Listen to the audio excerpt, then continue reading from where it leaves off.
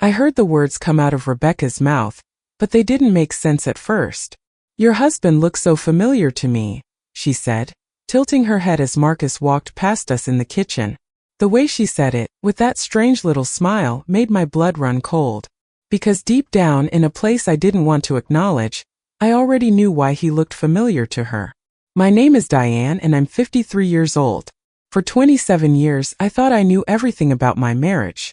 I thought I understood the man I'd built a life with, raised a son with, grown old beside. But that September afternoon, watching my daughter-in-law's eyes follow my husband across the room, I realized that the story I'd been living was missing its first chapter, and that chapter changed everything. Let me take you back to the beginning, to when everything still felt safe. To when I believed that the hardest parts of my life were behind me, that I'd weathered the storms and earned my peaceful middle age. Marcus and I met when I was 24, fresh out of a difficult relationship and not looking for anything serious.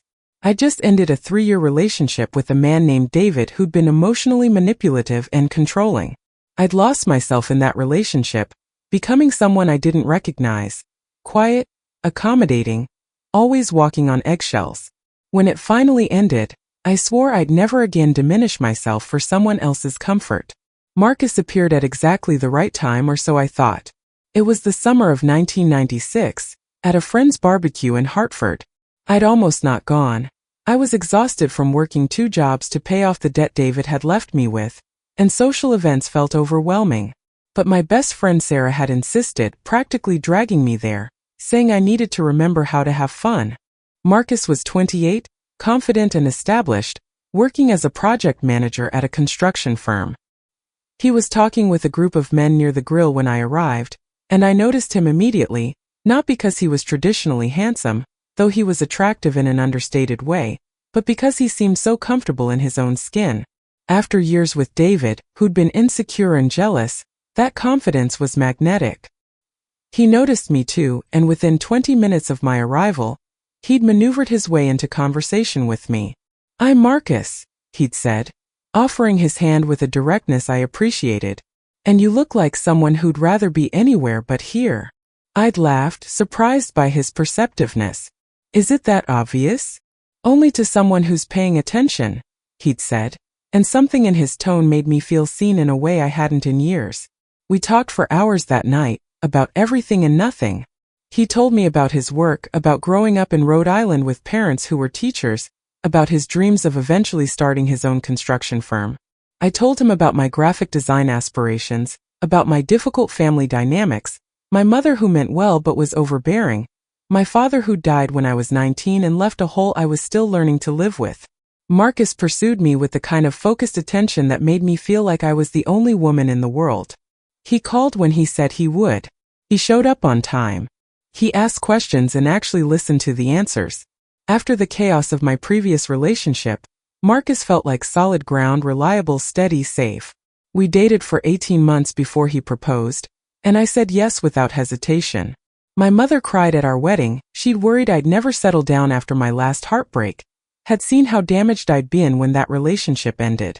Marcus's parents were more reserved, but kind. His father Thomas was a quiet man who showed love through actions, fixing things, building things, being present.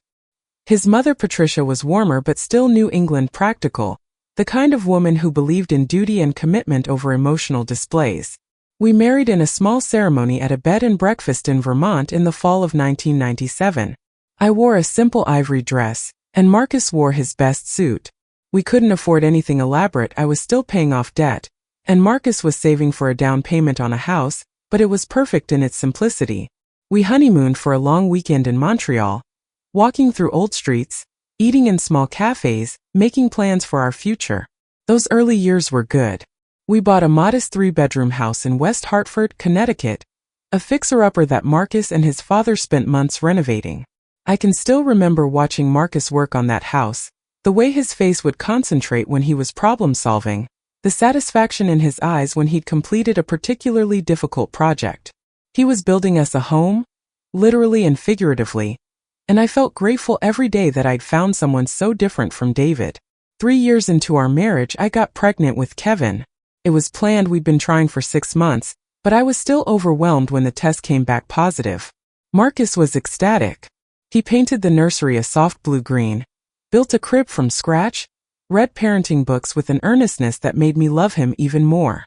Kevin was born on a snowy January morning in 2000, and I remember Marcus crying when he first held him, this big, competent man reduced to tears by the sight of his tiny son. "We made this," he kept saying, his voice full of wonder. "Diane, we made an actual person." But parenthood was harder than either of us had anticipated.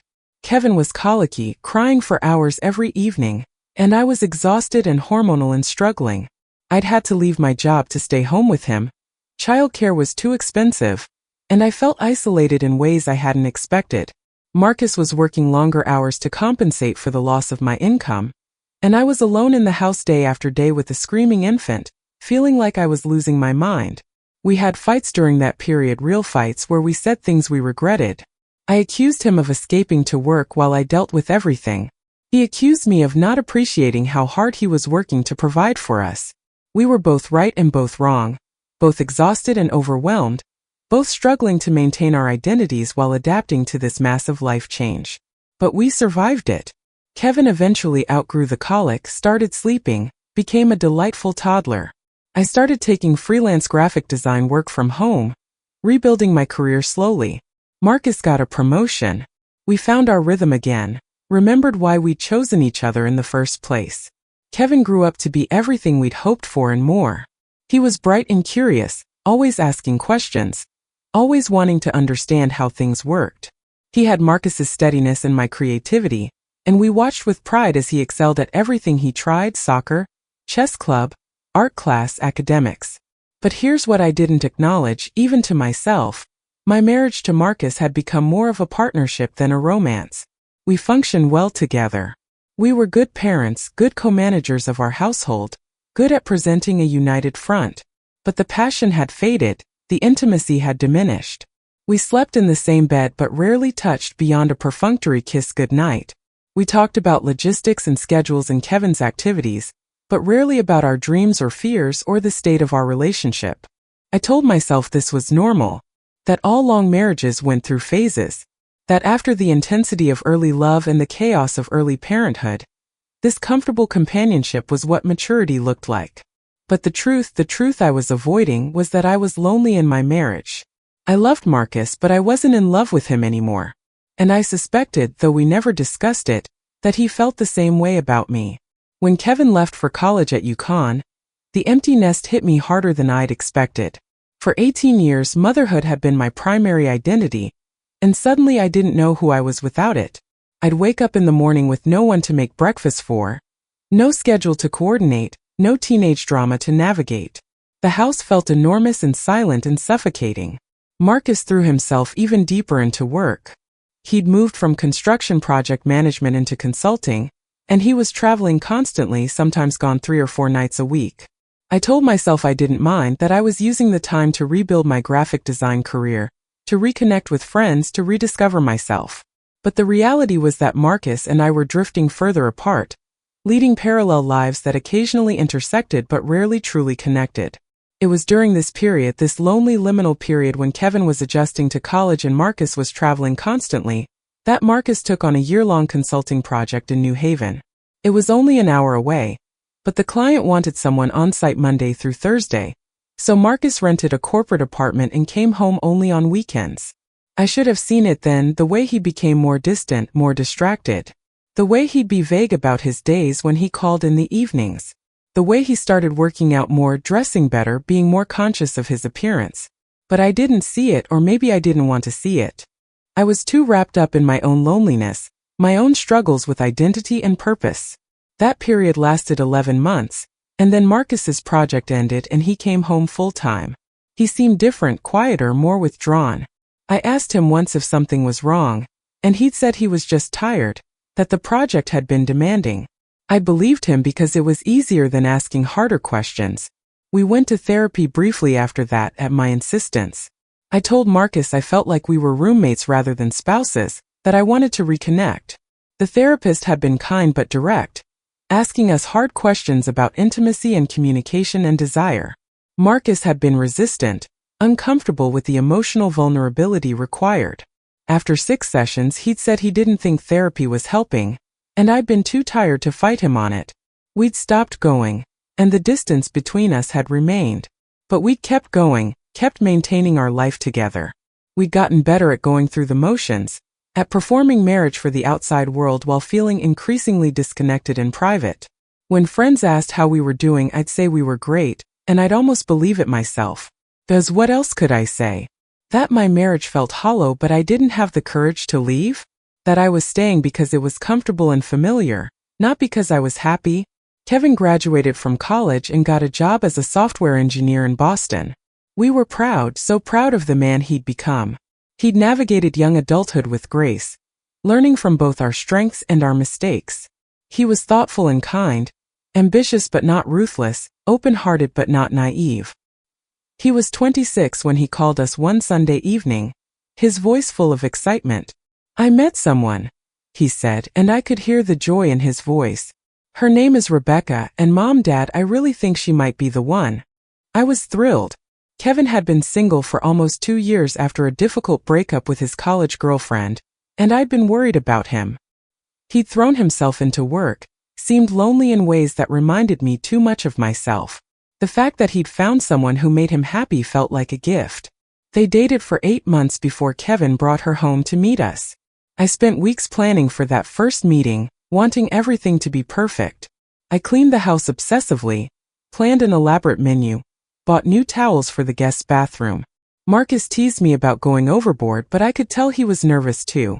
Meeting your child's serious partner feels like an audition. They're evaluating you as much as you're evaluating them, deciding if they want to join your family. It was a Saturday in May when they finally arrived. The weather was perfect, sunny and warm, with that particular quality of spring light that makes everything look more beautiful. I'd been watching out the window, and when I saw Kevin's car pull into the driveway, I had to resist the urge to run outside immediately. Rebecca stepped out of the passenger seat, and my first thought was that she was lovely. She had long auburn hair that fell in waves past her shoulders, delicate features that reminded me of a Renaissance painting, and a warm smile that seemed genuine. She was wearing a simple sundress in a shade of blue that matched her eyes, and she moved with a kind of careful grace that suggested either natural elegance or practiced self-consciousness. I wasn't sure which. She was carrying a bouquet of white lilies, my favorites, though Kevin must have told her that. The gesture touched me immediately. She'd thought ahead, had wanted to make a good impression, had cared enough to find out what I liked. "Mrs. Patterson," she said as I opened the door, her voice soft and musical. "It's so wonderful to meet you. Kevin has told me so much about you." She handed me the flowers and then, to my surprise, gave me a warm hug, not perfunctory but genuine, the kind of hug that suggested she was truly happy to be there. "Please call me Diane," I said, already charmed by her. "And you must be Rebecca. Come in, come in. I'm so happy to finally meet you." Kevin was beaming, watching the two of us interact with obvious relief and joy. "Where's Dad?" he asked, looking around. "In the backyard setting up the grill," I said. "He's been out there for an hour arranging and rearranging everything. I think he's nervous." We all laughed, and Rebecca's laugh was light and genuine. She seemed at ease, confident but not cocky, friendly but not overly familiar. I led them through the house to the backyard, where Marcus was indeed still fussing with the grill. "Marcus," I called out, "they're here." He turned, wiping his hands on a towel, and walked toward us with a smile. And that's when I saw it, just for a moment so brief I thought I'd imagined it, something flicker across Rebecca's face. Not quite shock, not quite fear, but something in that realm. Recognition? Surprise? Discomfort? But then Kevin was making introductions, and Marcus was shaking Rebecca's hand, saying, "It's wonderful to meet you, Rebecca. Kevin hasn't stopped talking about you." And Rebecca was smiling and responding graciously, and the moment passed so quickly that I dismissed it. She was nervous, I told myself. Meeting your boyfriend's parents is stressful. Of course she looked uncomfortable for a second. The afternoon unfolded beautifully. We ate lunch on the deck, Marcus's grilled chicken, my potato salad and fresh corn, homemade lemonade. The conversation flowed easily, covering everything from Rebecca's work as a pediatric nurse to Kevin's latest project at work to our plans for updating the kitchen. Rebecca was charming and engaged, asking thoughtful questions. sharing funny stories from the hospital, laughing at Marcus's terrible puns. She mentioned that she'd grown up in Massachusetts, that her parents were divorced, her father had remarried, her mother was single, and that she had one younger brother she wasn't particularly close to. When I asked about her childhood, she was vague, saying it had been complicated, but that she preferred to focus on the present and future rather than dwelling on the past. I understood that some people's childhoods aren't worth revisiting. As the afternoon wore on, I watched Rebecca interact with Kevin, and what I saw filled my heart. They were attentive to each other without being clingy, affectionate without being inappropriate, communicative without being exclusive. They had that quality that all good couples have. They were better together than separately, amplifying each other's best qualities rather than competing or diminishing. But there were other things I noticed too, though I didn't let myself dwell on them at the time. The way Rebecca's eyes would track Marcus when he moved around the yard, as if she was hyper-aware of his location. The way she'd go slightly quiet when he spoke, listening with an intensity that seemed just slightly excessive for casual conversation with your boyfriend's father. The way she'd volunteered to help him carry things from the kitchen, to assist him with the grill, seeking out small moments of one-on-one interaction that could have been simple politeness but felt like something more. And Marcus seemed slightly off too. More jovial than usual, more talkative, more animated. At one point, I caught him looking at Rebecca with an expression I couldn't quite read. Nostalgia? Regret? Or was I just projecting, seeing patterns where none existed? After they left that evening, Rebecca hugging me goodbye and saying, "Thank you so much for having me, Diane. I hope we can do this again soon." I stood in the kitchen with Marcus, both of us exhausted from the effort of hosting. "She seems wonderful," I said, starting to load the dishwasher. "Kevin really found someone special." "Yeah," Marcus said, and something in his tone made me look up. He was staring at the spot where Rebecca had stood, his expression distant. "Yeah, she seems great. Are you okay?" I asked. "You seem distracted." He blinked, refocusing on me. "I'm fine. Just tired. It's been a long day." I didn't push it. We finished cleaning up in silence, and I went to bed thinking about how lucky Kevin was, how happy I was for him, how wonderful it would be to have Rebecca as part of our family. Over the next year, Rebecca became woven into our lives. She and Kevin visited regularly, sometimes just for the day, sometimes staying overnight in Kevin's childhood bedroom. We drove up to Boston several times to see them, taking them to dinner, exploring the city together, getting to know Rebecca in different contexts. She was consistently lovely, thoughtful, warm, considerate. She remembered small details I'd mentioned in passing and would follow up on them weeks later. She brought me books she thought I'd like, asked Marcus for advice on home repair projects she and Kevin were tackling in their apartment, sent thank you notes after every visit. She was, by all external measures, the perfect potential daughter-in-law. But those small strange moments continued. I'd catch her staring at Marcus with an expression I couldn't decipher. She'd mention knowing Connecticut better than I'd expected. "Oh, I know exactly where that restaurant is." She'd say about a place near our home, or "I used to go to that park all the time." And when I'd ask when she'd spent time in our area, she'd be vague about the timing and circumstances. Once, when I was showing her old photo albums from Kevin's childhood, she'd lingered on a picture of Marcus from about 6 years ago, a candid shot I'd taken of him at a family picnic.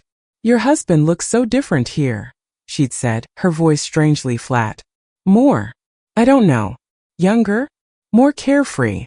"That was right after he finished a big consulting project," I'd said. "He'd been working really hard, and I think he was relieved it was over." She'd looked at me then with an expression that made my skin prickle. "New Haven, right? He was working in New Haven." "Yes," I'd said slowly. "How did you know that?" "Kevin must have mentioned it," she'd said quickly, turning the page of the album. But Kevin had been in the kitchen at the time, out of earshot, and I was fairly certain he'd never discussed his father's old work projects with Rebecca in detail. I tried to bring it up with Marcus once, casually mentioning that Rebecca seemed to know a lot about Connecticut for someone who'd supposedly only lived there briefly. He'd shrugged it off. "Connecticut isn't that big," he'd said. "Lots of people know the area." When Kevin proposed to Rebecca during a romantic weekend in Maine, he'd arranged for a private beach at sunset, had hired a photographer to capture the moment. I cried happy tears looking at the photos. They were so in love, so perfectly matched, so ready to build a life together. The wedding planning began, and I threw myself into helping Rebecca with the details. Her own mother was involved but distant. She'd remarried and seemed more focused on her new family than on Rebecca's wedding. Rebecca's father had offered to pay for some of the wedding but wasn't interested in the planning process. So I stepped in, happy to help, thrilled to be gaining a daughter. We spent weekends looking at venues, trying cake samples, browsing bridal boutiques. During these times, I got to know Rebecca more deeply. She opened up a little about her complicated childhood, her father leaving when she was 17, her mother's bitterness, her own struggle to understand love and commitment given her family's example. "I used to think all relationships were destined to fail," she told me once, as we were addressing save-the-date cards. "My parents, my friends' parents, everyone I knew seemed miserable in their marriages. I thought maybe romantic love was just a myth we told ourselves. What changed your mind?" I'd asked. She'd smiled, a soft, genuine smile. "Kevin. The way he loves me, consistently, honestly, without games or conditions. It made me believe that maybe the problem wasn't love itself but the people my parents were. That maybe I could have something different, something real." I'd been touched by her vulnerability, and I'd felt a surge of maternal affection for this young woman who'd been so hurt by her parents' failures. I'd wanted to protect her, to welcome her into our family, to show her that not all families were broken. But there was something she'd said that stuck with me. Without games or conditions.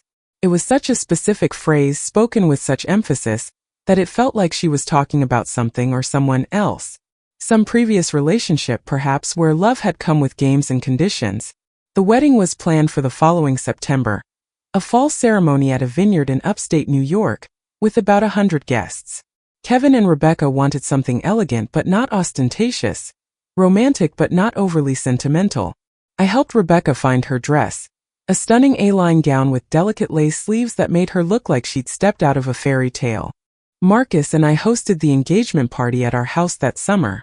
About 40 people came, Kevin and Rebecca's friends from college and work, some family members, close friends of ours. It was a beautiful evening, warm and clear, with fairy lights strung across the backyard and a caterer serving past hors d'oeuvres. I watched Marcus that evening, playing the role of proud father-in-law-to-be, toasting the happy couple, chatting with guests.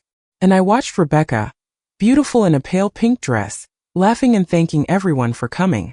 But I also watched them watching each other, the quick glances when they thought no one was looking, the careful distance they maintained, as if they were actively avoiding being near each other. My friend Caroline, who'd known me since high school, pulled me aside at one point. "Is it just me?" she said quietly. "Or is there some weird energy between Marcus and your future daughter-in-law?" My stomach dropped. "What do you mean?" "I don't know exactly," Caroline said, frowning slightly. "It's like they're too careful around each other. Like they're performing normalcy instead of actually being normal. Does that make sense?" "You're imagining things," I said, but my voice sounded unconvincing even to myself. "Maybe," Caroline said, but she looked doubtful. That night, after everyone had left and Kevin and Rebecca had driven back to Boston, I'd confronted Marcus about it. "Do you know Rebecca from somewhere?" I'd asked bluntly. "From before Kevin started dating her?" He'd looked at me with what seemed like genuine confusion. "What? No. Why would you ask that?" "Because sometimes it feels like there's history between you two," I said. "Like you're uncomfortable around each other." "That's ridiculous," he'd said, but he'd turned away as he said it, busying himself with clearing glasses. "I've never met her before Kevin introduced us. You're reading into things that aren't there." I wanted to believe him. I tried to believe him. But doubt had taken root, and once it's there, doubt grows like weeds, slowly choking out trust. The summer passed and the wedding approached. Final details were confirmed, final payments were made. Kevin was radiantly happy, and Rebecca seemed equally thrilled. They'd moved into a bigger apartment together, were talking about buying a house in a few years, maybe starting a family after that. Everything was falling into place exactly as it should. And then came that September afternoon, 1 week before the wedding, when the carefully constructed illusion finally shattered. Rebecca had come over alone.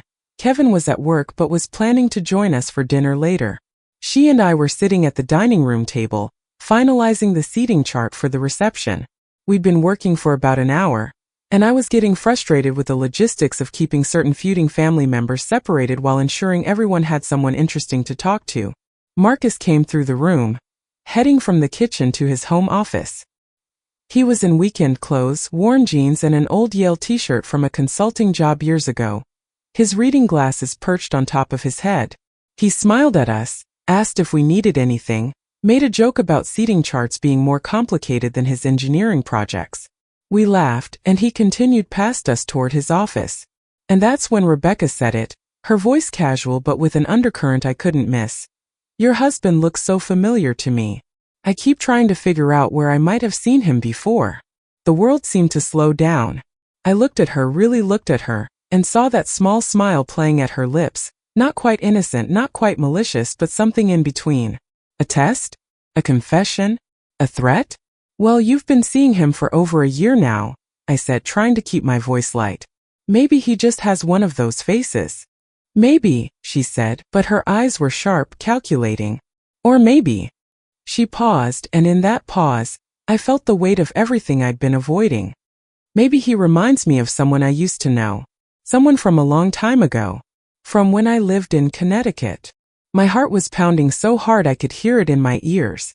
Marcus had stopped moving. I could feel him frozen in the hallway, though I couldn't see him from where I was sitting. "Connecticut," I repeated carefully. "I didn't realize you'd spent much time there." "Oh, not much," Rebecca said, her voice still light, still casual, but her eyes locked on mine. "Just a few months, actually. I was going to school in New Haven for a while. 6 years ago, I think it was. Or maybe 7. Time gets so blurry, doesn't it? 6 years ago. New Haven." The words landed like physical blows. 6 years ago," I said slowly, my mind racing through implications, through possibilities I didn't want to consider. Rebecca said, standing up abruptly and gathering her papers with hands that trembled slightly.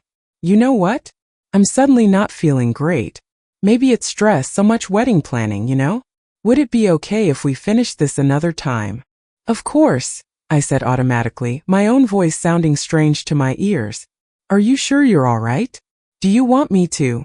No, I'm fine," she said, already moving toward the door. "Just need to lie down. I'll call you later, okay?" She left quickly, and I heard her car start and pull away. Marcus still hadn't moved, still hadn't come into the room or continued to his office. The silence was suffocating. "Marcus," I said quietly, "come here. Right now." He appeared in the doorway, and the look on his face told me everything I needed to know. Guilt. Fear. The expression of a man caught in a lie he'd hoped would never be uncovered. "We need to talk," I said, my voice steady despite the chaos inside me. "And this time, I need you to tell me the absolute truth." He stood there for a long moment, and I watched the internal calculation happening behind his eyes. Should he deny? Should he confess? Should he try to explain? "Sit down," I said, pointing to the chair Rebecca had just vacated, "and start talking." He sat heavily, his face pale, his hands shaking slightly. "Diane," he started, then stopped. I don't know what Rebecca told you." "She didn't tell me anything explicitly," I interrupted. "But she didn't need to. Her implication was clear enough. You knew her before. From New Haven. 6 years ago when you were working on that project. When you were supposedly living alone in that corporate apartment, coming home only on weekends." He closed his eyes, and I saw his Adam's apple bob as he swallowed hard. "Tell me," I said, and my voice was ice. "Tell me everything. Right now. Because if I have to drag this out of you piece by piece, if I have to discover it on my own, I swear to God, Marcus, I will never forgive you." He opened his eyes, and there were tears in them. "It was a mistake," he whispered. "The biggest mistake of my life." And there it was. Confirmation. The truth I'd been dancing around, refusing to acknowledge, hoping desperately wasn't real. "How did it start?" I asked, my voice surprisingly steady. Inside I was screaming, but outside I was calm. Clinical. I needed facts before I could allow myself to feel. Marcus took a shaky breath. "I met her at a coffee shop, near my apartment in New Haven. She was working there part-time. She was a student at Southern Connecticut State. We started talking. Just casual conversation at first. She was sweet, young. She seemed interested in me, in what I had to say. And I was lonely, Diane. You were pulling away from me after Kevin left for college, and I was alone in that city most of the week, and she was just there. How young? I asked, though I already knew. I'd done the math.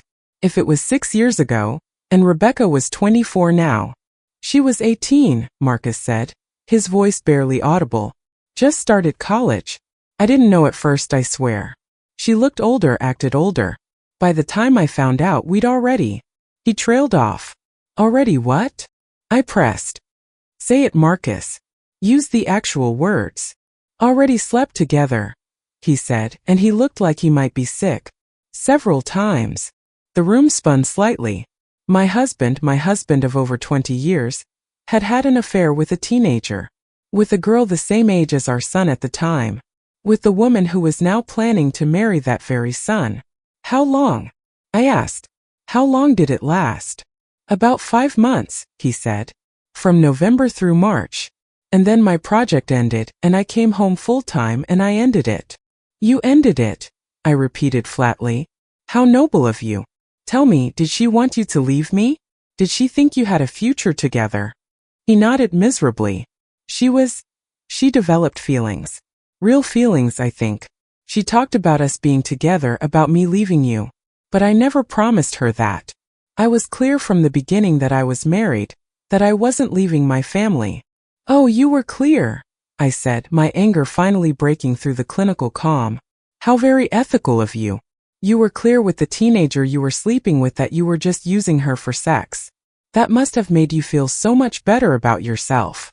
I didn't use her, he protested weakly. I cared about her. It wasn't just. Don't, I said sharply. Don't you dare try to make this sound like it was anything other than what it was. You were a 45-year-old married man having an affair with an 18-year-old college freshman. That's not a relationship. That's a betrayal on every possible level. He was crying now, tears running down his face. I know it was wrong. I've known it was wrong every single day since it happened. When I ended it, I told myself I'd never do anything like that again, that I'd be a better husband. And I have been, Diane. I've tried so hard to. To what? I interrupted. To make it up to me by lying to me for 6 years? By letting me believe we had an honest marriage? By watching our son fall in love with the woman you slept with and saying nothing? That last point seemed to land particularly hard. Marcus's face crumpled. I didn't know, he said desperately. When Kevin first brought her home, I didn't recognize her immediately. She looks different now, more mature, her hair is different.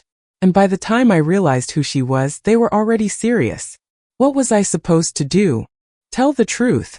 I nearly shouted. You were supposed to tell the truth. You were supposed to take Kevin aside and explain that you'd had an affair with his girlfriend, that there was history there, that he deserved to know before he got more invested. It would have destroyed him, Marcus said. It would have destroyed everything. And what do you think it's going to do now? I asked. What do you think happens when he finds out? Because he is going to find out, Marcus. Either I'm going to tell him, or Rebecca is going to tell him, or something is going to happen at some point that brings this all into the light. And when that happens, it's going to be so much worse than if you'd been honest from the beginning. We sat in terrible silence for a moment. My mind was racing, trying to process not just the affair itself but all its implications. Rebecca had known who Kevin was. She must have. There's no way this was coincidence. No way she'd randomly met and fallen in love with the son of the man she'd had an affair with 6 years ago. Did Rebecca know? I asked. When she started dating Kevin, did she know he was your son? Marcus looked confused. How would I know that? You've been in the same room with her dozens of times over the past year, I said impatiently. You must have talked, must have had some indication of whether she knew. We've barely spoken, Marcus said. Every time we're in the same room we avoid each other. It's been. He paused, searching for words. It's been like a mutual agreement to pretend we're strangers. A mutual agreement, I repeated slowly. So you have communicated about this. You've both been actively deceiving Kevin and me for over a year. It's not like that, he started, but I held up my hand. I can't listen to any more right now, I said. I need I need time to think. I need you to leave. Leave? He said, looking panicked. Diane, please, can we get out? I said, my voice cold and final. Go to a hotel. I don't care where. But I can't have you here right now. He stood slowly, looking like he wanted to say something else, but wisely stayed silent. I watched him walk out of the dining room, heard him climb the stairs to pack a bag, heard him come back down and pause in the hallway as if he might try one more time to explain himself. But he must have seen something in my posture that warned him off, because he left without another word. When I heard his car pull away, I finally allowed myself to break. I sat at that dining room table, surrounded by seating charts and table number cards and all the pretty details of my son's wedding to his father's former mistress, and I sobbed. Great heaving sobs that came from somewhere deep inside, releasing years of suppressed pain and doubt and loneliness. Because this wasn't just about Marcus's affair. This was about 27 years of marriage that had slowly become hollow. This was about me accepting less than I deserved because it was easier than demanding more. This was about all the small betrayals that had accumulated over time, the emotional distance, the lack of intimacy, the sense that we were play-acting at marriage rather than actually living it. And underneath all that was a deeper, more painful realization. I'd sensed something was wrong 6 years ago. I'd noticed Marcus's distance when he came home from New Haven, had felt that something had shifted between us. But I hadn't pushed, hadn't demanded answers, had let him keep his secrets because I was afraid of what I might discover.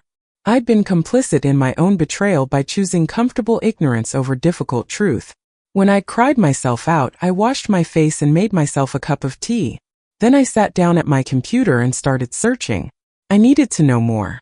I needed to understand the full scope of what had happened before I decided what to do about it. So I started with Rebecca's social media, accounts I'd glanced at before but never really studied. I scrolled back through her Instagram, looking for posts from 6 years ago. And there they were, dozens of photos from New Haven. Rebecca at a coffee shop that I recognized from Marcus describing it. Rebecca studying at the library. Rebecca at parks and restaurants and street festivals, all in the city where my husband had been living during the week. The photos dated from November through March of that year, exactly the timeline Marcus had given me. And then, abruptly, they stopped. The next series of posts were all from Massachusetts, near her parents' home. It was as if that period of her life had been cordoned off, separated from everything that came before and after. I kept searching, looking for any clue about her state of mind during and after the affair. In late March 6 years ago, she posted a quote. Sometimes people come into your life to teach you what you don't want. No photo, no explanation, just that quote. 2 weeks later. Starting over is scary, but staying somewhere you don't belong is scarier. The post painted a picture of a young woman who'd been hurt, who was trying to process pain and find her way forward. Despite my anger, I felt a flicker of sympathy for the 18-year-old Rebecca had been taken in by an older man's attention, developing real feelings, and then being discarded when it became inconvenient. But that sympathy was complicated by what came next. Because there was a gap in Rebecca's social media after those posts, several months where she posted nothing at all. And then suddenly photos of her back in school, focused on her studies, rebuilding her life. Fast forward to 2 years ago, and there was a post about a medical conference in Boston. Excited to be presenting my research on pediatric care protocols. The caption read. The photo showed Rebecca in professional clothes, looking confident and accomplished, standing in front of a conference banner. That was the conference where she'd met Kevin. She'd told us it was random, serendipitous. But now I wondered, had it really been random? Or had she somehow known that Kevin would be there? Had arranged to be in that specific place at that specific time? I needed more information I couldn't get from social media alone. So I did something I'm not proud of. I called my friend Patricia, who worked as a private investigator. Patricia and I had been friends since high school. She'd been there through everything, knew all my history, could be trusted absolutely. When I explained what I needed, carefully omitting certain details about why I needed it, she agreed to help immediately. Give me a few days, she said. I'll see what I can find. The next morning I called Rebecca. My hands were shaking as I dialed, but my voice was steady when she answered. Hi, Diane, she said, and I could hear the wariness in her tone. We need to talk, I said without preamble. Just you and me. Can you meet me tomorrow morning at Riverside Park? 10 o'clock. There was a long pause. Then quietly, yes, I'll be there. I spent the rest of that day and night in a kind of suspended animation, going through the motions of normal life while my mind spun through scenarios and possibilities. What would I say to Rebecca? What did I want from her? What was the right path forward?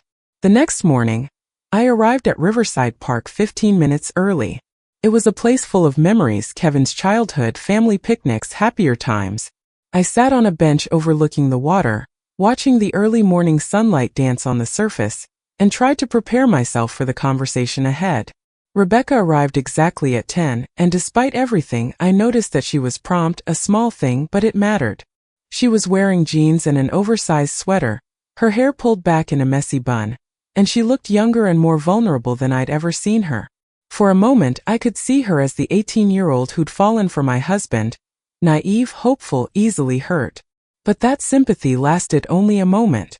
She sat down beside me without speaking, and we both stared at the water for a long time. Finally, without looking at me, she said quietly, "You know." "I know," I confirmed. "What I don't know is why. Why did you seek out my son? Why are you marrying him?" She was silent for so long I thought she might not answer. When she finally spoke, her voice was thick with emotion. "I didn't seek him out. Not at first. Meeting him genuinely was random. I was at that medical conference presenting my research and he was there for his company. They were looking at healthcare software solutions. We met at a coffee station during a break, and we just clicked." She turned to look at me then, and her eyes were wet with tears. "You have to believe me about that part. The connection between Kevin and me, it was real from the very first moment. He was smart and funny and kind, and when I was with him, I felt seen in ways I hadn't since." She stopped herself. "Since his father," I finished for her. She flinched but nodded. "I know how that sounds, but it's true. Kevin has some of the same qualities that attracted me to Marcus, the confidence, the steadiness, but without the complications. Kevin is honest where Marcus was secretive. Kevin is available where Marcus was unavailable. Kevin chose me freely where Marcus—" She trailed off again. "Where Marcus was using you," I said bluntly. "Yes," she whispered. "Where Marcus was using me." "So when did you realize who Kevin was?" I asked. "When did you make the connection?" "Our second date," she said. "He mentioned his parents' names, where he grew up, where his father had worked. And I knew. I knew exactly who he was." "And you didn't end it right there," I said, more statement than question. "I should have," she said, and she sounded genuinely anguished. "I know I should have. But by then I already had feelings for Kevin. Real feelings. And I thought—" She paused, wiping her eyes. "This is going to sound crazy, but I thought maybe it was meant to be. Like the universe was giving me a second chance." "A second chance at what?" I asked. "At being with Marcus?" "No," she said firmly. "At being part of the family I'd wanted 6 years ago.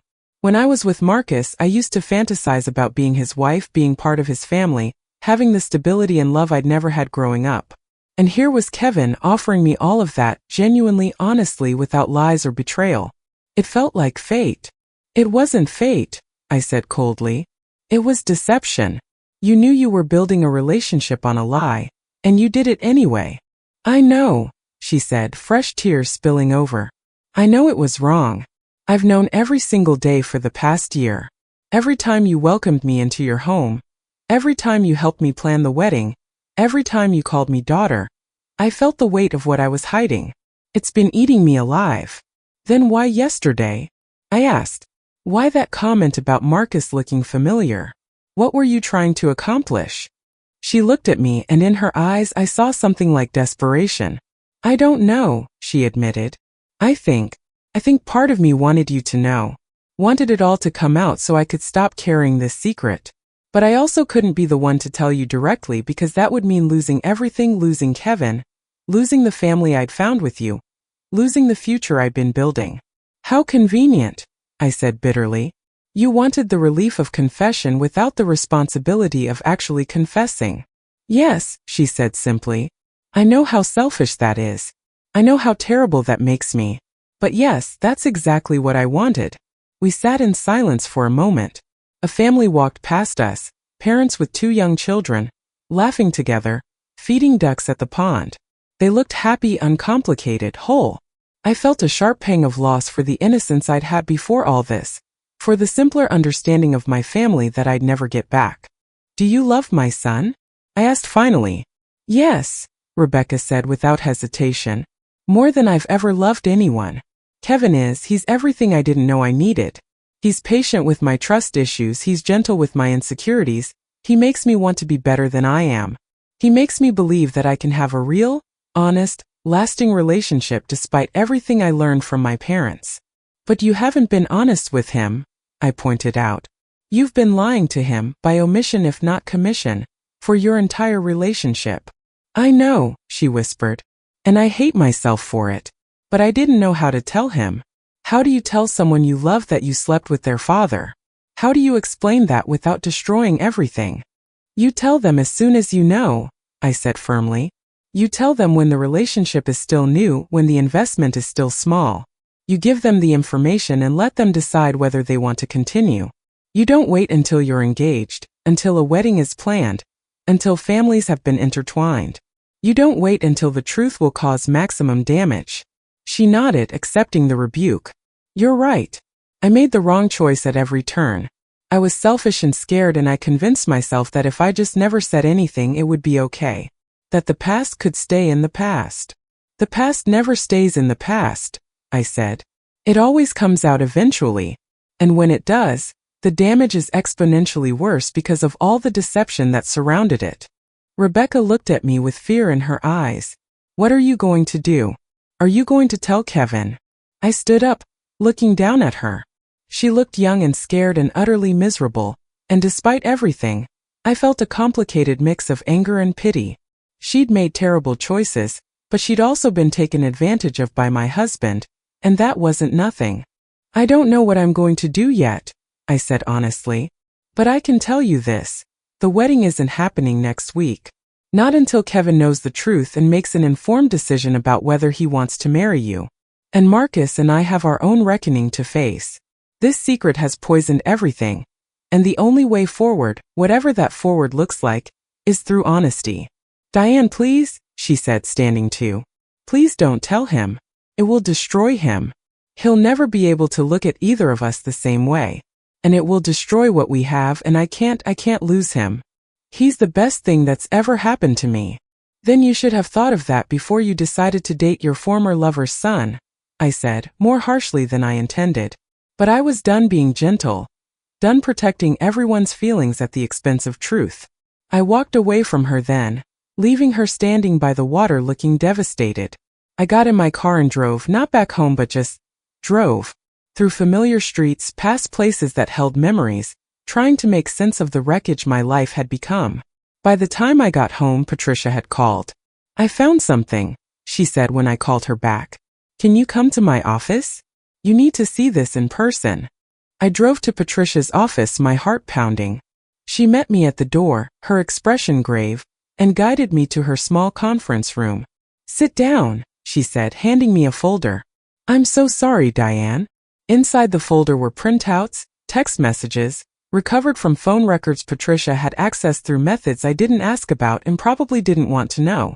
There were also credit card statements, showing charges at restaurants and hotels in New Haven. Timeline documentation that matched Marcus's business trips with Rebecca's college schedule. But it was the text messages that really told the story. Hundreds of them, spanning those 5 months 6 years ago, painting a picture of an affair that was more than just physical. Rebecca's messages were full of emotion, talking about her feelings, her hopes for their future, her struggles with the morality of what they were doing, but also her inability to stop. She wrote about wanting to be with him openly, about dreaming of a life together, about loving him in ways she'd never imagined possible. Marcus's responses were more guarded but still damning.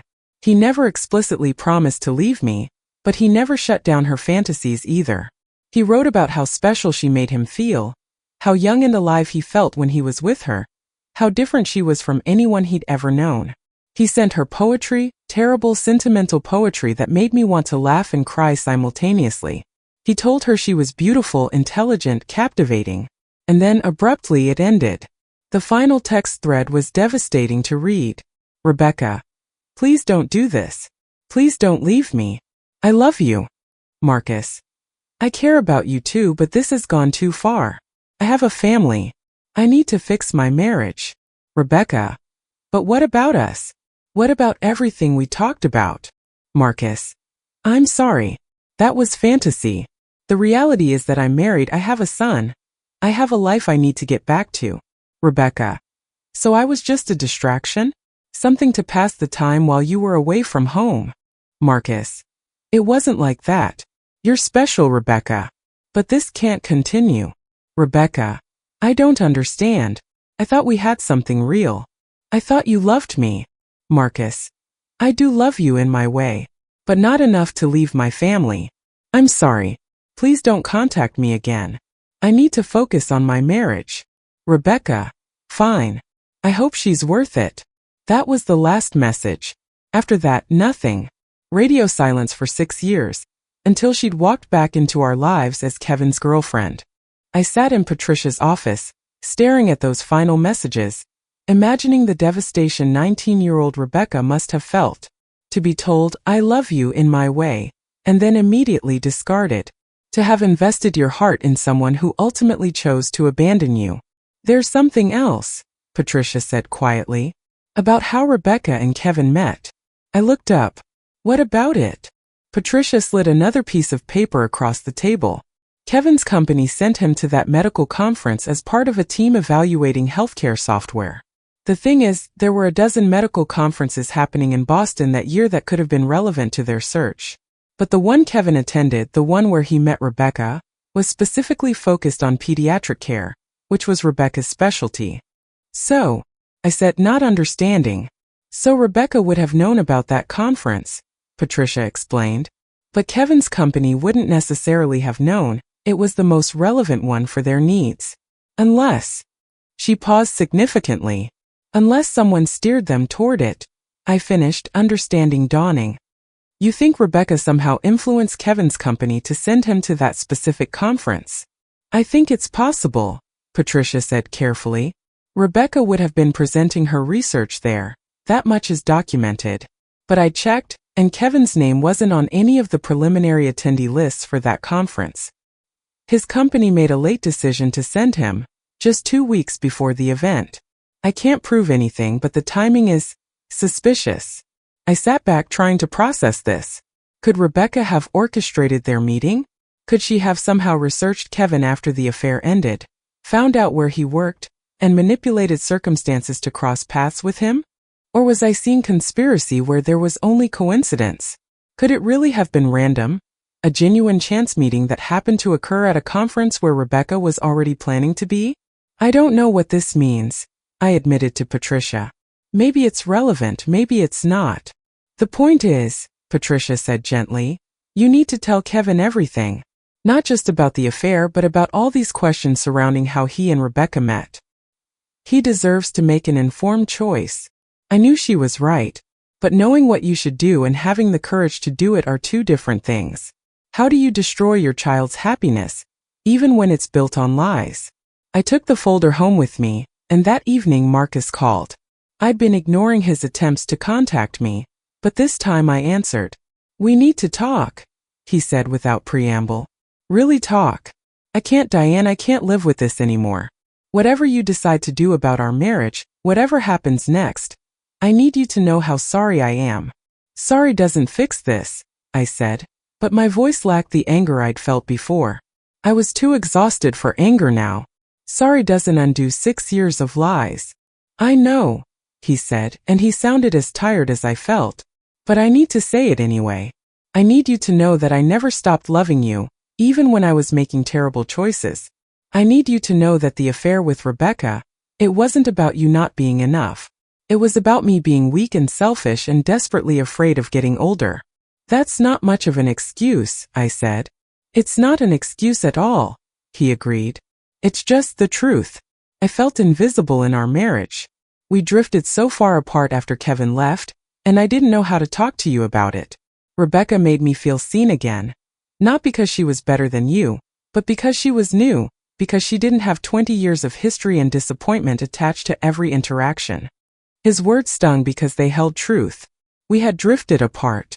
I had withdrawn emotionally after Kevin left for college. I'd been so caught up in my own identity crisis that I hadn't noticed my husband going through his own. That doesn't justify what you did, I said. But I understand it more than I want to. What are you going to do? Marcus asked quietly. I'm going to tell Kevin, I said. Tomorrow. I'm driving to Boston, and I'm telling him everything. And then he gets to decide what he wants to do about Rebecca, and I get to decide what I want to do about us. Can I be there? Marcus asked. When you tell him? I thought about it. Part of me wanted to punish Marcus by making him absent from this crucial moment. But the more mature part of me knew that Kevin deserved to hear from both his parents, to see both of our reactions, to ask questions of the person who'd actually done these things. Yes, I said finally. You should be there. We'll tell him together. The next morning, Marcus and I drove to Boston in separate cars. I didn't want to be trapped in a vehicle with him for 2 hours, didn't want to navigate the complicated emotions of being in that close proximity. We arrived at Kevin and Rebecca's apartment building within minutes of each other, and met in the parking lot. Marcus looked terrible, unshaven, his clothes wrinkled, his eyes bloodshot. I probably didn't look much better. Ready? He asked, and I heard the tremble in his voice. No, I said honestly. But it has to be done. We went up to Kevin's apartment, and I called him from outside the door. It's Mom, I said when he answered. Dad and I are here. We need to talk to you. Is Rebecca home? No, she's at work, Kevin said, and I heard the confusion in his voice. Mom, what's going on? Why are you both here? Let us in and we'll explain, I said. Kevin opened the door, and the moment he saw both of us standing there, saw our expressions, our body language, the gravity of the moment, his face went pale. Oh God, he said. Someone died. Who died? Is it Grandma? Is it? No one died, I said quickly, stepping inside and pulling him into a hug. Everyone's physically fine, but we need to talk to you about something very serious. We sat in Kevin's living room, the room I'd helped him furnish, where I'd shared meals and celebrations, where I'd watched him and Rebecca laugh and plan their future together. And I looked at my son's worried face and prepared to shatter his world. Kevin, I started then stopped. There was no good way to do this. No gentle approach that would soften the blow. Your father had an affair 6 years ago. With Rebecca. For a long moment, Kevin just stared at me. I could see him processing the words, trying to make them make sense, unable to fit them into his understanding of reality. What? He finally said, his voice barely a whisper.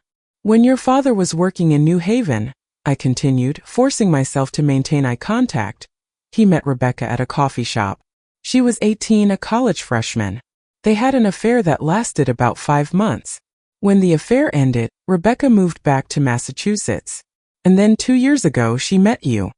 That's not. Kevin shook his head. That's not possible. Rebecca and I met randomly at a conference. She didn't know who I was. She knew on your second date, I said gently. When you told her your parents' names and where we lived. She knew exactly who you were. And she continued the relationship anyway without telling you about her history with your father. Kevin turned to Marcus, and the look on his face, betrayal, disbelief, dawning horror broke my heart. Dad. Marcus's voice was thick with tears.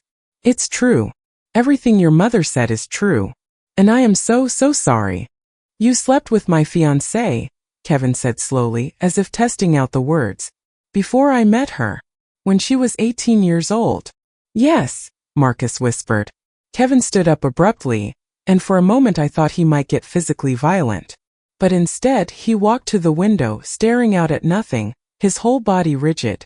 And Rebecca knew, he said, still not looking at us. When we started dating, she knew you were my father. She knew what had happened between you. And she never said anything. According to her, she fell in love with you anyway, I said carefully. She says the connection between you was real, that she didn't seek you out deliberately. But yes, she knew and chose not to tell you. Kevin's laugh was hollow, bitter. My whole relationship is a lie. Everything I thought was real. Meeting her randomly, falling in love naturally, building something honest and true, it was all built on this massive lie. We sat with him for hours as he processed, as he cycled through shock and anger and grief and back again. He asked questions, some we could answer, some we couldn't. He cried, and I held him like I used to when he was little and had gotten hurt. He raged at Marcus, saying things that were harsh but deserved, and Marcus took it all without defending himself. At some point, Rebecca's key turned in the lock. She walked in, saw all three of us sitting there with tear-stained faces and froze. "Kevin," she started, but he held up his hand. "They told me everything," he said, his voice flat. "About you and Dad. About you knowing who I was when we started dating. About all the lies." Rebecca's face crumpled, and she moved toward him. "Please let me explain. I love you. I love you so much, and I—" "Don't," Kevin said, standing up and backing away from her. I can't even look at you right now. You need to leave. Pack a bag and go stay somewhere else. I need time to process this without you here." "Kevin, please," Rebecca begged, tears streaming down her face. "I know I should have told you. I know I was wrong to keep this secret. But my feelings for you, they were never fake. Everything between us was real." "How can I believe that?" Kevin asked, and his voice broke. "How can I believe anything you say when you've been lying to me from the beginning? When you've been lying to me since our second date? When you let me introduce you to my parents knowing that you'd slept with my father? When you planned our wedding knowing this secret was waiting to explode everything?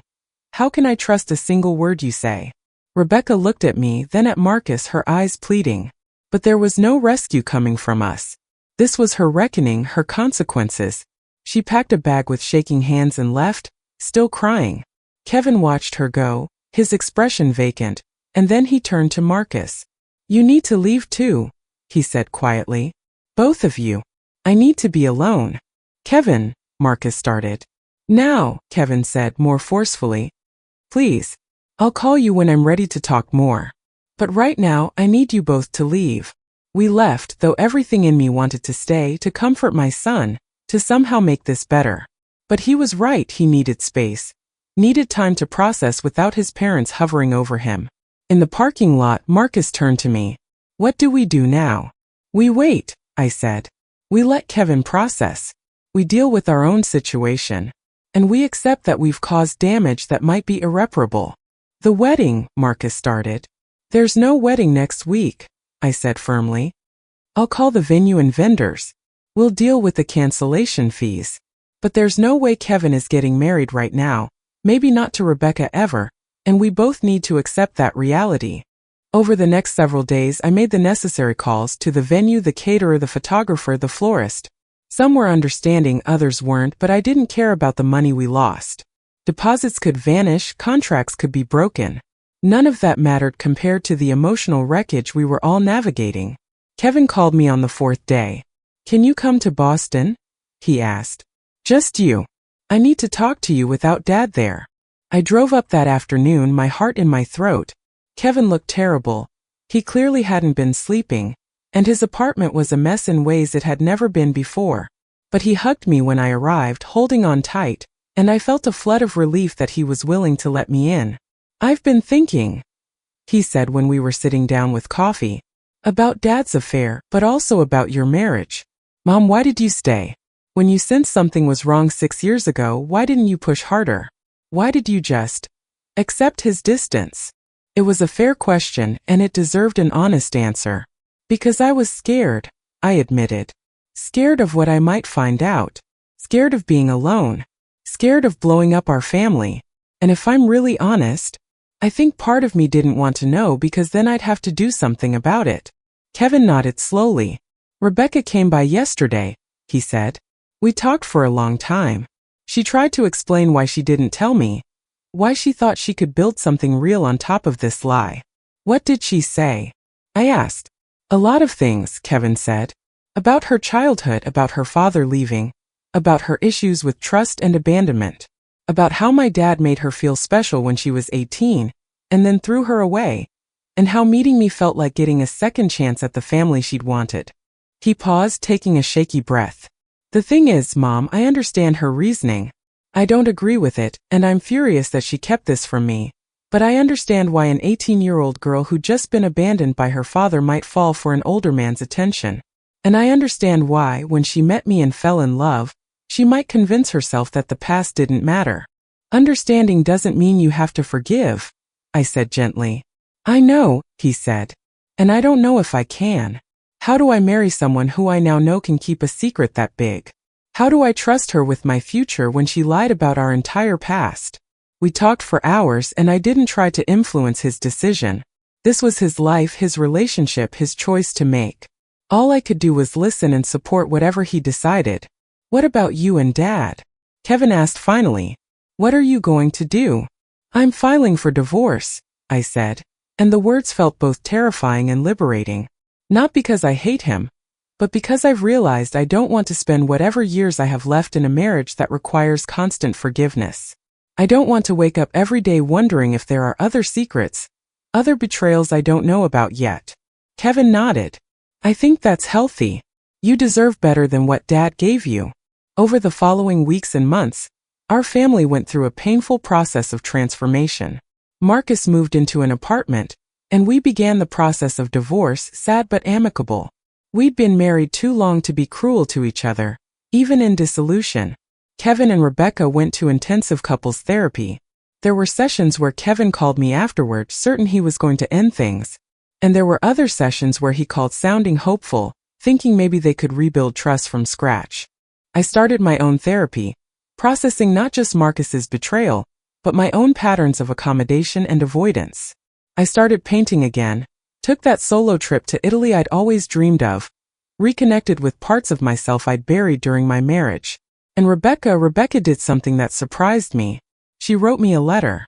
It arrived 3 months after that terrible September day, handwritten on nice stationery. Dear Diane, I know I have no right to ask for your forgiveness, and I'm not writing this letter to ask for it.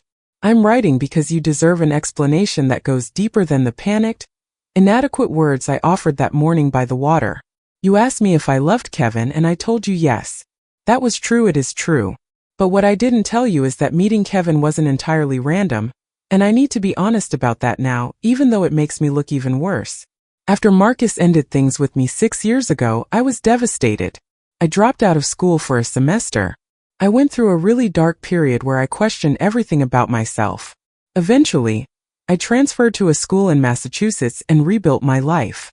But I never forgot Marcus, and I never forgot how he made me feel, both the good and the terrible. When I finished my nursing degree and started specializing in pediatrics, I heard through a mutual acquaintance that Marcus's son worked in healthcare software. I didn't immediately do anything with that information, but when I saw that medical conference coming up, one where I was already planning to present, I looked at the attendee list. Kevin's company was registered. I told myself it was just curiosity, that I wasn't really hoping to run into him. But when I saw him at that coffee station, when I recognized him from photos I'd found online, I made a choice. I approached him. I started that conversation. And when we connected, when we genuinely clicked in ways I hadn't expected, I made another choice. To see where it went without mentioning the complication. Was I hoping to somehow get back at Marcus? Was I hoping to reclaim the family I'd wanted 6 years ago? Was I genuinely falling for Kevin independent of who his father was? Honestly, I think it was all of those things simultaneously, and I'm not proud of any of it. What I want you to know is that Kevin has become the most important person in my life. Not because of who his father is, but in spite of it. He has shown me what real, honest, patient love looks like. He has made me believe that I deserve good things despite my mistakes. And I made a terrible mistake, many terrible mistakes. I never should have pursued that relationship with Marcus when I was 18. I never should have continued seeing Kevin after I realized who he was. I never should have let a year go by without telling him the truth. But for whatever it's worth, please know that my love for your son is real. The future I wanted to build with him was based on genuine feelings, genuine connection, genuine hope. The foundation was compromised by what I kept hidden, but the house we were building on top of it was real. I understand if you can never forgive me. I understand if you think Kevin should leave me. I understand if you want nothing to do with me ever again. But I needed you to know the full truth, even the parts that make me look manipulative and calculating. I'm so sorry for the pain I've caused your family. I'm sorry for being part of your husband's betrayal. I'm sorry for lying to your son. And I'm sorry for taking advantage of your kindness, when I knew the whole time that I didn't deserve it. Respectfully, Rebecca. I read that letter multiple times, trying to decide how I felt about it. The admission that meeting Kevin hadn't been entirely random was damning. But the honesty of the letter, the willingness to admit even the worst parts of her motivation, also showed growth. I didn't respond to the letter immediately. Instead, I sat with it, processing what it meant for Kevin, for our family, for the possibility of future relationships. 8 months after that terrible September day, Kevin called me. "I need to tell you something," he said, and I held my breath, not knowing what was coming. "Rebecca and I are going to try again. Really try with full honesty this time. But we're starting completely over. We're dating again, going back to the beginning, building new foundations that aren't based on secrets.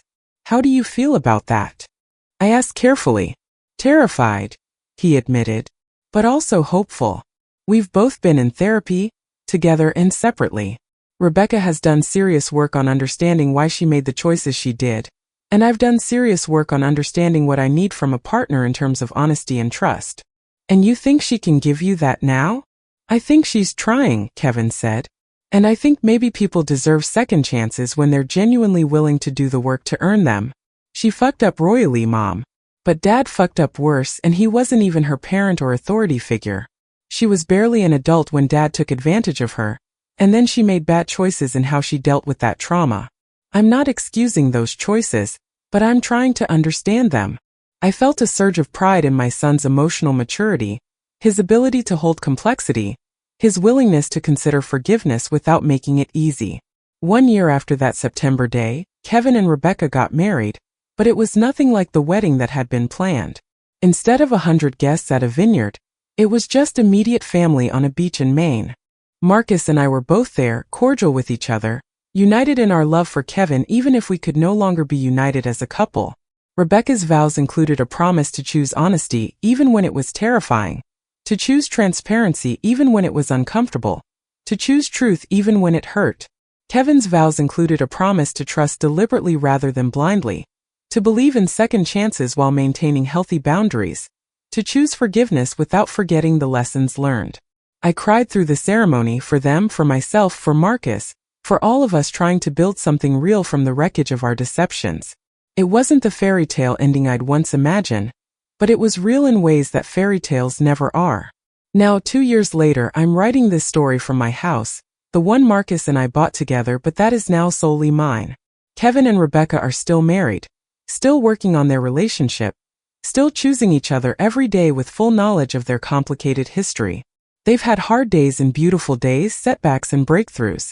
They're expecting their first child, and I'm going to be a grandmother. Marcus and I are divorced but friendly. We have coffee occasionally, usually to discuss Kevin or plan family events together.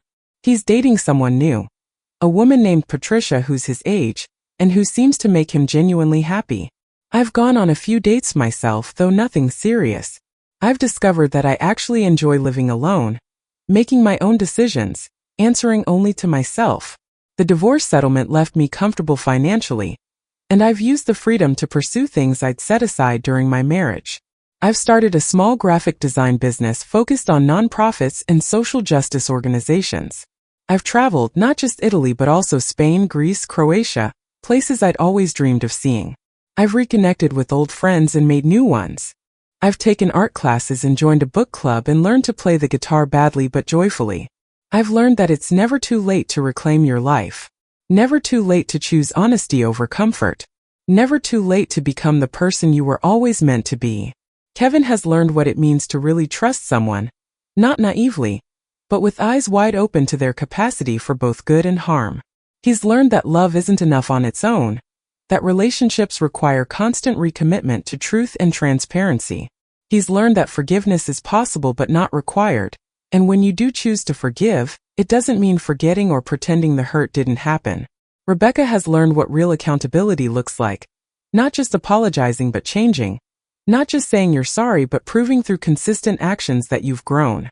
She's learned that secrets always have consequences, that manipulation always backfires eventually, that the only sustainable relationships are built on truth. And Marcus has learned that you can't compartmentalize your life without paying a price. That actions have consequences that ripple out in ways you can't predict or control. That betrayal isn't just about the moment of infidelity but about all the lies that follow, all the trust that erodes, all the relationships that get damaged by your selfishness. Was Rebecca wrong to keep her history with Marcus secret? Absolutely. The moment she realized who Kevin was, she should have ended the relationship or at least been honest about the complication. By choosing to continue without disclosure, she built their entire relationship on a fundamentally dishonest foundation. Was Marcus wrong to have the affair in the first place, and then to allow Kevin's relationship to proceed without disclosure? Unquestionably. He was the adult, the authority figure, the one with the most power and responsibility in every scenario. He took advantage of a teenager, then compounded that betrayal by lying to his wife for 6 years, and allowing his son to fall in love with his former mistress without warning. But were they both capable of change, of growth, of becoming better people than the ones who made those terrible choices? Yes. And isn't that the question at the heart of all of this? Can people change? Do they deserve second chances?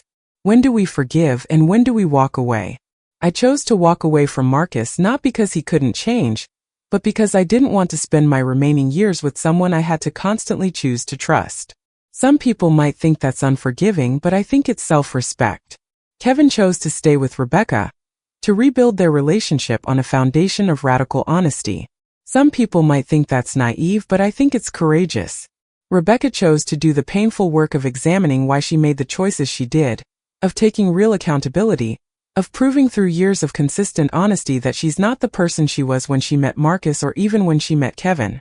Some people might think she doesn't deserve Kevin's forgiveness, but I think people can earn second chances through demonstrated growth. And Marcus chose to accept the consequences of his actions without trying to minimize or excuse them.